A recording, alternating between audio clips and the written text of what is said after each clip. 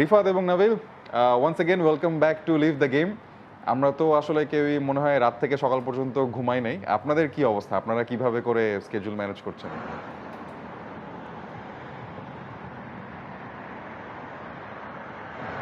প্রথমত good morning.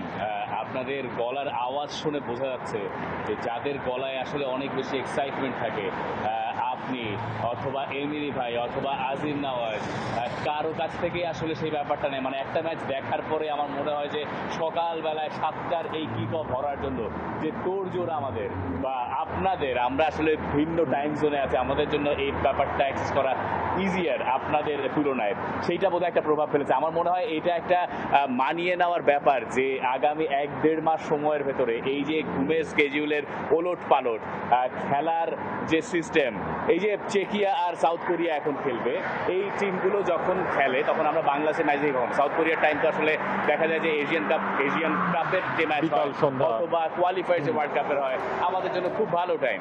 চেকিয়ার ম্যাচগুলো হয়তো ম্যাক্সিমাম রাত 1টা, এর বাইরে আর কিছু না।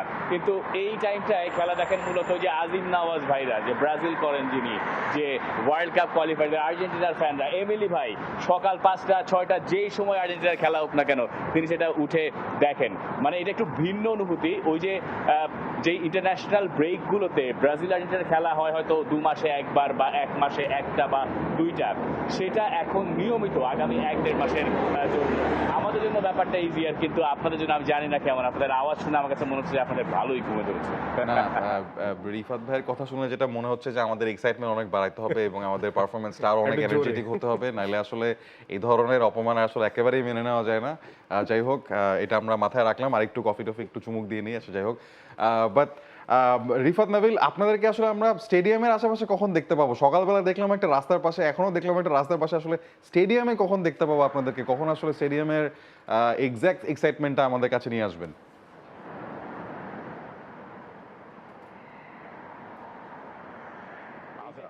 মানে অপমানের বদলা শোধ নাকি? মানে রাস্তাঘাটে গাড়ি যাচ্ছে দেখে আমাদেরকে বলছেন যে স্টেডিয়ামের আশপাশে নাই। দেখেন, স্টেডিয়াম এখান থেকে বহুদূর। এইখান থেকে এক হচ্ছে কি আপনি যদি, আমরা যেখানে আছি নিউ ইয়র্কে, নিউ জার্সিতে, সেখানে তো আসলে মূলত ব্রাজিলের ম্যাচটা রয়েছে, ব্রাজিল ভার্সেস মরক্কো, সেই ম্যাচটা রয়েছে ওয়ার্ল্ড কাপের মানে শুরুর দিকের যদি ঘটনা বলেন তাহলে সবচেয়ে বিগ ম্যাচ ওটাই, সেটা কভার করার জন্য আছি। সেই কারণে আপনি দুপুরবেলা আমাদেরকে দেখেছিলেন ব্রাজিলের ট্রেনিং সেশনের বাইরে, আর এখন আসলে ওই মেটলাইফ স্টেডিয়াম বা নিউ জার্সি স্টেডিয়ামে আপনি কাউকেই পাবেন না।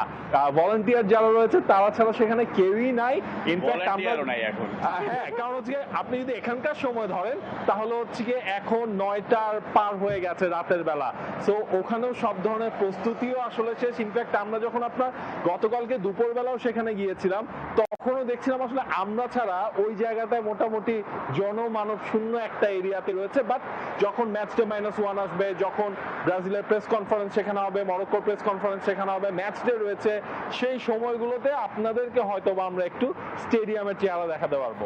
রাফসান ভাই, মানে মজার ব্যাপার হচ্ছে এইরকম যে এখন যে ম্যাচটা গুয়াদালাহারায় সাউথ কোরিয়া ভার্সেস চেকিয়া, সেটা তো মেক্সিকোতে, ওইখানে যে আবহটা আছে, বা ক্যানাডাতে আমার ধারণা ওই রকম আবহ নাই যতটুকু যা জানছি।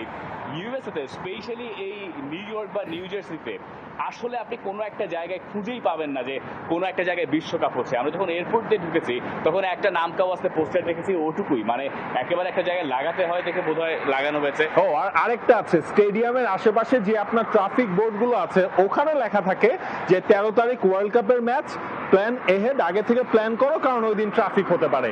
এছাড়া আপনি এই পুরো শহরে ওয়ার্ল্ড কাপের কোনো আমেজ আপনি খুঁজে পাবেন না। এবং আপনার সঙ্গে কথা বলতে হলে এই রাস্তাঘাট থেকে কথা বলতে হবে। আমি আসলে কি বলবো, মানে আসলে খুশি হব নাকি দুঃখিত হব যে আসলে কাতার ওয়ার্ল্ড কাপের মতো একটা ওয়ার্ল্ড কাপ কভার করার পর এরকম একটা যে এনভায়রনমেন্টে আপনারা পড়ে গেলেন এবং এরকম ভাবে যে আসলে আপনাদেরকে দেখতে পাচ্ছি, আপনাদের গলার আওয়াজটাও খুব একটা আমি আসলে পাচ্ছি না। But it's okay. আমার মনে হয় যে যখন ভালো ভালো ম্যাচগুলো আমরা দেখতে পাবো আপনাদের চোখ থেকে, তখন আসলে অবশ্যই আওয়াজটাও ফেরত। For more updates, subscribe to our YouTube channel and click on the bell icon. Follow us on Facebook and Instagram. Download T-Sports app to enjoy exciting games and highlights. Visit tsports.com.